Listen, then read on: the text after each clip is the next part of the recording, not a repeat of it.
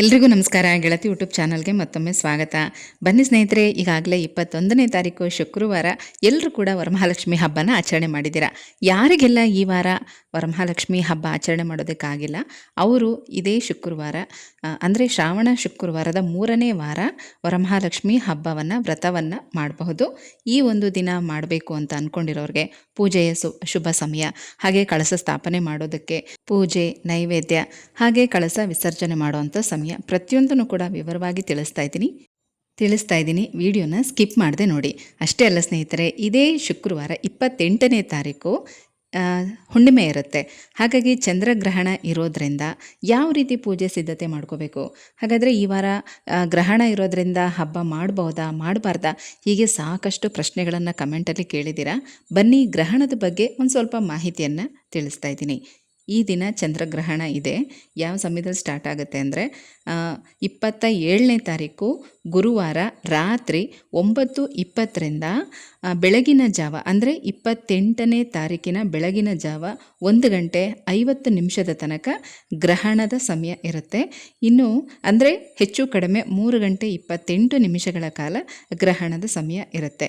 ಆದರೆ ಎಲ್ಲೆಲ್ಲಿ ಗೋಚಾರ ಆಗತ್ತೆ, ನಾವು ಕೂಡ ಗ್ರಹಣದ ಆಚರಣೆ ಮಾಡಬೇಕಾ, ಬನ್ನಿ ತಿಳ್ಕೊಳ್ಳೋಣ. ಉತ್ತರ ಮತ್ತು ದಕ್ಷಿಣ ಅಮೆರಿಕದ ಹೆಚ್ಚಿನ ಭಾಗಗಳು, ಹಾಗೆ ಪಶ್ಚಿಮ ಆಫ್ರಿಕಾ ಮತ್ತು ಸ್ಪೇನ್, ಪೋರ್ಚುಗಲ್ ಮತ್ತು ಯುರೋಪ್ನ ಐಸ್ಲ್ಯಾಂಡ್ಗಳು, ಈ ಕಡೆ ಮಾತ್ರ ಭಾಗಶಃ ಚಂದ್ರಗ್ರಹಣ ಇರುತ್ತೆ. ಹೆಚ್ಚಾಗಿ ಪಶ್ಚಿಮದ ಭಾಗದಲ್ಲಿ ಪೂರ್ಣ ಚಂದ್ರಗ್ರಹಣ ಗೋಚಾರ ಆಗುತ್ತೆ. ಉತ್ತರ ಮತ್ತು ದಕ್ಷಿಣ ಅಮೆರಿಕ, ಯುರೋಪ್ ಹಾಗೂ ಆಫ್ರಿಕಾ ಖಂಡಗಳಲ್ಲಿ ಮಾತ್ರ ಇದು ಸ್ಪಷ್ಟವಾಗಿ ಗೋಚಾರ ಆಗುತ್ತೆ. ಏಷ್ಯಾ ಮತ್ತು ಆಸ್ಟ್ರೇಲಿಯಾದಲ್ಲಿ ಈ ಗ್ರಹಣ ಗೋಚಾರ ಆಗೋದಿಲ್ಲ. ದಕ್ಷಿಣದ ಕಡೆ ಹೆಚ್ಚಾಗಿ ಆಗೋದಿಲ್ಲ. ಹಾಗಾಗಿ ಭಾರತದಲ್ಲಿ ಚಂದ್ರಗ್ರಹಣದ ಗೋಚಾರನೂ ಇಲ್ಲ, ಅದರ ಆಚರಣೆ ಕೂಡ ಮಾಡಬೇಕಾಗಿಲ್ಲ. ಹಾಗಾಗಿ 28ನೇ ತಾರೀಕು ಯಾರೆಲ್ಲ ವರಮಹಾಲಕ್ಷ್ಮಿ ಹಬ್ಬ ಮಾಡಬೇಕು, ಲಕ್ಷ್ಮಿ ಕೂರಿಸ್ಬೇಕು ಅಂತ ಅಂದ್ಕೊಂಡಿದ್ದೀರೋ, ನಿಶ್ಚಿಂತೆಯಿಂದ ನೀವು ಈ ವಾರ ಹಬ್ಬ ಮಾಡಬಹುದು.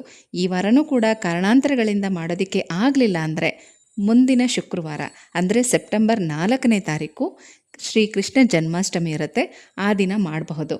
ಆಗಸ್ಟ್ 28ನೇ ತಾರೀಕು ಹುಣ್ಣಿಮೆ ಇರುತ್ತೆ. ಇದನ್ನು ನೂಲು ಹುಣ್ಣಿಮೆ ಅಂತಲೂ ಕರೀತಾರೆ. ಹಾಗೆ ಈ ದಿನ ರಕ್ಷಾ ಬಂಧನ ಕೂಡ ಆಚರಣೆ ಮಾಡಲಾಗುತ್ತೆ. ಬನ್ನಿ, ಈಗ ಹುಣ್ಣಿಮೆ ತಿಥಿ ಯಾವಾಗ ಪ್ರಾರಂಭ ಆಗುತ್ತೆ, ಯಾವಾಗ ಮುಕ್ತಾಯ ಆಗುತ್ತೆ ತಿಳ್ಕೊಳ್ಳೋಣ. ಇದೇ ಆಗಸ್ಟ್ 27ನೇ ತಾರೀಕು ಗುರುವಾರ ಬೆಳಗ್ಗೆ 9:10 ಹುಣ್ಣಿಮೆ ತಿಥಿ ಪ್ರಾರಂಭ ಆಗುತ್ತೆ. 28ನೇ ತಾರೀಕು ಶುಕ್ರವಾರ ಬೆಳಗ್ಗೆ 9:50 ಹುಣ್ಣಿಮೆ ತಿಥಿ ಮುಕ್ತಾಯ ಆಗ್ತಾ ಇದೆ. ಅಂದರೆ ನಮಗೆ ಚಂದ್ರೋದಯ ಸಮಯದಲ್ಲಿ 27ನೇ ತಾರೀಕು ಹುಣ್ಣಿಮೆ ತಿಥಿ ಇರುತ್ತೆ. 28ನೇ ತಾರೀಕು ಸೂರ್ಯೋದಯ ಸಮಯದಲ್ಲಿ ಹುಣ್ಣಿಮೆ ತಿಥಿ ಇರುತ್ತೆ. ಈ ದಿನ ಪೂಜೆ ಮಾಡುವಂಥವ್ರು ಬೆಳಗ್ಗೆ 4:30ರಿಂದ 6 ಗಂಟೆ ತನಕ ಬ್ರಾಹ್ಮಿ ಮುಹೂರ್ತದಲ್ಲಿ ಪೂಜೆನ ಮಾಡ್ಕೋಬಹುದು, ಅಥವಾ 6 ಗಂಟೆಯಿಂದ 7 ಗಂಟೆ ತನಕ ಕೂಡ ಮಾಡಬಹುದು. ಆಮೇಲೆ 9 ಗಂಟೆಯಿಂದ 10 ಗಂಟೆ ತನಕ ಮಾಡಬಹುದು. ಅದಾದ ನಂತರ ಮಧ್ಯಾಹ್ನದ ಅಭಿಜಿತ್ ಮುಹೂರ್ತ ಇರುತ್ತೆ. ಅಂದರೆ ಏನಾಗುತ್ತೆ, ಕೆಲವೊಂದು ಸಲ ರಾಹುಗಾಲ ಇರುವಾಗಲೇ ಅಭಿಜಿತ್ ಮುಹೂರ್ತ ಕೂಡ ಸ್ಟಾರ್ಟ್ ಆಗುತ್ತೆ. ಅಂದರೆ 12:30 ತನಕ, ಬೆಳಗ್ಗೆ 10:30ರಿಂದ 12 ಗಂಟೆ ತನಕ ರಾಹುಗಾಲ ಇರುತ್ತೆ. 12ರಿಂದ 12:50 ತನಕ ಅಭಿಜಿತ್ ಮುಹೂರ್ತ ಇರುತ್ತೆ. ಈ ಸಮಯದಲ್ಲೂ ಕೂಡ ನೀವು ಪೂಜೆನ ಮಾಡಬಹುದು.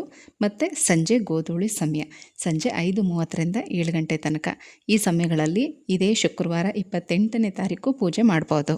ಇದೇ ದಿನ ಕಳಸನ ಕದಲಿಸ್ತೀರಾ ಅನ್ನೋದಾದರೆ ಸಂಜೆ 8 ಗಂಟೆ ನಂತರ ಕೆಂಪಾರತಿ ಮಾಡಿ ಹೊರಗಡೆ ಹಾಕಿ ಕಳಸವನ್ನು ಕದಲಿಸ್ಬೋದು. ಶನಿವಾರ ಬೆಳಗ್ಗೆ 7:30ರಿಂದ 9 ಗಂಟೆ ಒಳಗಾಗಿ ಕಳಸ ವಿಸರ್ಜನೆ ಮಾಡಬಹುದು. ವರಮಹಾಲಕ್ಷ್ಮಿಯ ಸಂಪೂರ್ಣ ವಿಸರ್ಜನೆಯನ್ನು ಮಾಡಬಹುದು ಶನಿವಾರ ಬೆಳಗ್ಗೆ. ದಯವಿಟ್ಟು ಟೈಮಿಂಗ್ಸ್ನ ನೆನ್ಪಿಟ್ಕೊಳ್ಳಿ, ಮತ್ತೆ ಕಮೆಂಟ್ಸಲ್ಲಿ ಕೇಳಬೇಡಿ, ವಿಡಿಯೋನ ಪೂರ್ತಿಯಾಗಿ ನೋಡಿ. ಅಥವಾ ಭಾನುವಾರ ನೀವು ವಿಸರ್ಜನೆ ಮಾಡ್ತೀರಾ ಅಂದರೆ ಶ್ರಾವಣ ಶನಿವಾರ ರಾತ್ರಿ 8 ಗಂಟೆ ನಂತರ ಕಳಸವನ್ನು ಕದಲಿಸಿ ಭಾನುವಾರ ಬೆಳಗ್ಗೆ ಅವತ್ತು ಕೂಡ ಅಷ್ಟೇ 8 ಗಂಟೆ ಒಳಗಾಗಿ ಕಳಸ ವಿಸರ್ಜನೆ ಮಾಡಬೇಕು. ಇಲ್ಲ ಅಂದರೆ 10 ಗಂಟೆ ನಂತರ ಕಳಸ ವಿಸರ್ಜನೆಯನ್ನು ಮಾಡಬಹುದು. ಇದಿಷ್ಟು ಕೂಡ 28ನೇ ತಾರೀಕು ಆಗಸ್ಟ್ ಶ್ರಾವಣ ಶುಕ್ರವಾರದ 3ನೇ ಶುಕ್ರವಾರ ವರಮಹಾಲಕ್ಷ್ಮಿಯನ್ನು ಕೂರಿಸುವಂಥವ್ರು, ಪೂಜೆ ಮಾಡುವಂಥವ್ರಿಗೆ ಶುಭ ಸಮಯ ಮತ್ತು ಒಂದಷ್ಟು ಮಾಹಿತಿಗಳು ಈ ವಿಡಿಯೋದಲ್ಲಿದೆ.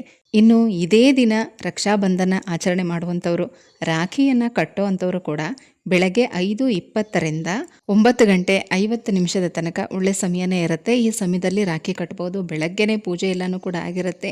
ಆಗಲೇ ನಿಮ್ಮ ಅಣ್ಣ ತಮ್ಮಂದರನ್ನ ಕರೆದು ಕೂರಿಸಿ ಅವ್ರಿಗೆ ರಾಖಿಯನ್ನು ಕಟ್ಬೋದು. ಇನ್ನು ಪ್ರತಿ ಹುಣ್ಣಿಮೆಗೂ ಸತ್ಯನಾರಾಯಣ ಸ್ವಾಮಿ ವ್ರತವನ್ನು ಮಾಡುವಂಥವರು ಗುರುವಾರನೂ ಮಾಡಬಹುದು, ಶುಕ್ರವಾರ ಕೂಡ ಮಾಡಬಹುದು. ಸ್ನೇಹಿತರೆ, ಈಗಾಗಲೇ 21ನೇ ತಾರೀಕು ವರಮಹಾಲಕ್ಷ್ಮಿ ಹಬ್ಬವನ್ನು ಮಾಡಿರುವಂಥವ್ರು ಈ ಶ್ರಾವಣ ಮಾಸದಲ್ಲಿ ಸಂಪತ್ ಶುಕ್ರವಾರದ ಪೂಜೆ ಯಾವ ರೀತಿ ಮಾಡಬೇಕು, ಒಂದೇ ಒಂದು ಶುಕ್ರವಾರ ಕೂಡ ಸಂಪತ್ ಶುಕ್ರವಾರದ ಆಚರಣೆನ ಮಾಡಬಹುದು, ಯಾವ ರೀತಿ ಮಾಡಬೇಕು ಅನ್ನೋದನ್ನು ಮುಂದಿನ ವಿಡಿಯೋದಲ್ಲಿ ತಿಳಿಸ್ಕೊಡ್ತೀನಿ. ಇನ್ನೂ ಕೆಲವರು ಇದೇ ದಿನ ಮದುವೆ ಇದೆ, ಬೇರೆ ಬೇರೆ ಕಾರ್ಯಕ್ರಮಗಳಿದೆ, ಅಂದರೆ ಮನೆ ಗೃಹ ಪ್ರವೇಶ ಆಗಿರ್ಬೋದು ಅಥವಾ ಮನೆಯಲ್ಲಿ ಸತ್ಯನಾರಾಯಣ ಸ್ವಾಮಿ ಪೂಜೆ ಆಗಿರ್ಬೋದು, ಈ ರೀತಿಯೆಲ್ಲ ಇರೋದ್ರಿಂದ ನಮಗೆ ಈ ವಾರ ಕೂಡ ಹಬ್ಬ ಮಾಡೋದಕ್ಕಾಗಲ್ಲ, ಮುಂದಿನ ವಾರ ಮಾಡಬಹುದಾ ಅಂತ ಕೇಳಿದ್ದೀರಾ. ಅಂಥವರು ಸೆಪ್ಟೆಂಬರ್ 4ನೇ ತಾರೀಕು ಶ್ರೀಕೃಷ್ಣ ಜನ್ಮಾಷ್ಟಮಿ ಇರುತ್ತೆ, ಆ ದಿನ ಕೂಡ ಮಾಡ್ಬೋದು. ಆವತ್ತು ಮಾಡೋಕ್ಕಾಗಲಿಲ್ಲ ಅಂದರೆ ಇನ್ನು ಮತ್ತೆ ನೀವು ದೀಪಾವಳಿ ಧನಲಕ್ಷ್ಮಿ ಪೂಜೆ ದಿನವೇ ಲಕ್ಷ್ಮಿ ಕೂರಿಸಿ ಹಬ್ಬ ಮಾಡಬೇಕಾಗತ್ತೆ.